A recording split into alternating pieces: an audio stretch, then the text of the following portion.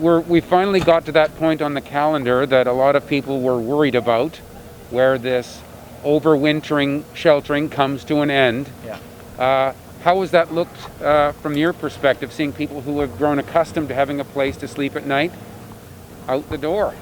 Yeah, so it was extremely tough. I think watching people that have made the welcome in home, and there were a number of bright spots. There were 6 people that were able to transition into a different type of shelter, and BC Housing very proactive working with us, but that still left 34 people that ended up going out onto the streets. So that was, yeah, it's extremely tough. And it became home for a number of people. We had some very consistent residents that we built great relationships with, and so them having to leave, you could see that even though it's not an ideal living situation, it became home for them. And so it was hard number of days leading up to that. In the meantime, though, one bright spot is that you are now offering showers and sinks so that people can at least keep up with a little bit of cleanliness.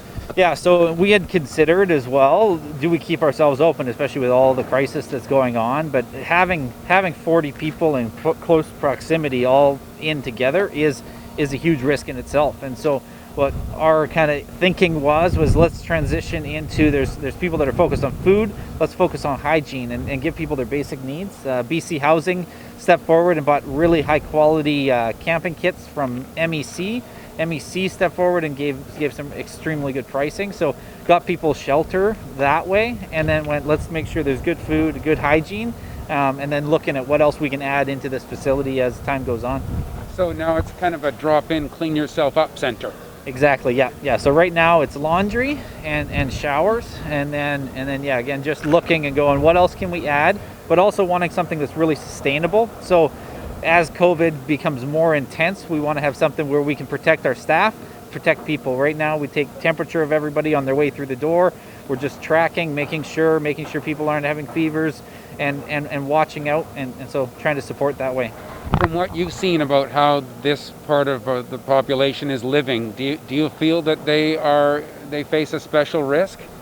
Yeah, well, like there's a lot of close proximity. There's also, when you mix in mental health, there's all kinds of different ideas of what this is. There's still people that haven't heard of COVID, and then there's people that think that it's a conspiracy, and then there's people that don't believe it exists, and then there's people that are completely panicked, and so you add some underlying mental health concerns to it, and it really does complicate it. And so trying to impose social distancing, it's a challenge for sure. What about yourself and your volunteers? Here you are coming to work here, obviously increasing the risk to yourself somewhat.